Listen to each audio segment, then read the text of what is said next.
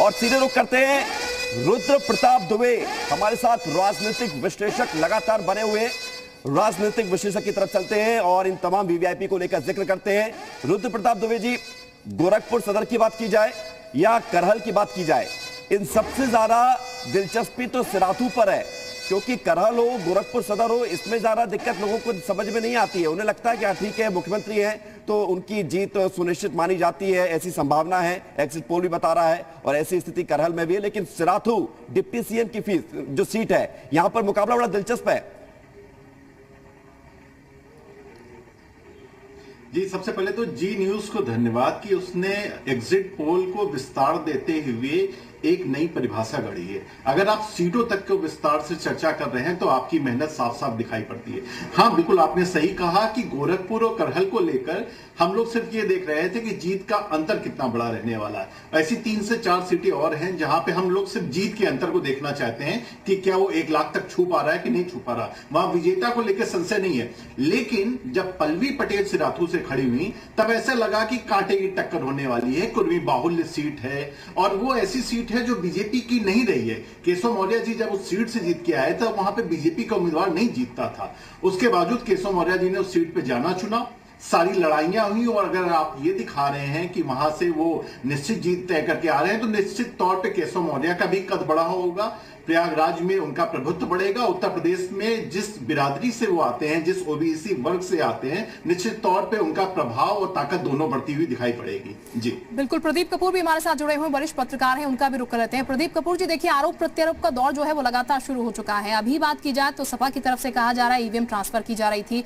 अब करहल सीट की जब हम बात कर रहे हैं, अखिलेश यादव स्ट्रॉन्ग कैंडिडेट थे और अखिलेश यादव को हराना बीजेपी के लिए एक बड़ी चुनौती यहां पर से थी। लेकिन एग्जिट पोल फिर एक बार दिखा रहा है कि अखिलेश यादव जीत रहे हैं। शायद इसीलिए यहां पर बघेल ये कहते हुए नजर आ रहे थे कि बूथ कैप्चरिंग हो रही है। पहले से उन्हें इस बात का अंदेशा था।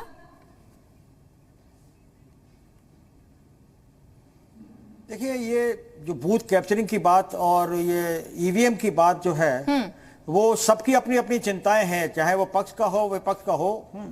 और जरूरत इस बात की है कि इलेक्शन कमीशन की और एडमिनिस्ट्रेशन की कि इस तरह का कोई आरोप और प्रत्यारोप ना लगे, क्योंकि फुल प्रूफ सिस्टम होना चाहिए जिसमें कि कोई घपला नजर ना आए।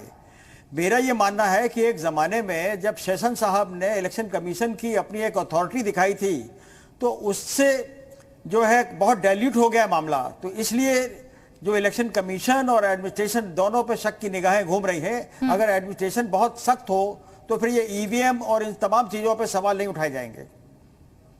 बिल्कुल रुद्र प्रताप जी, लेकिन ये ना सिर्फ तैयारी एक तरीके से 2022 के लिए थी जो पार्टी के नेताओं की तरफ से की गई, बल्कि नजर 2024 पर है।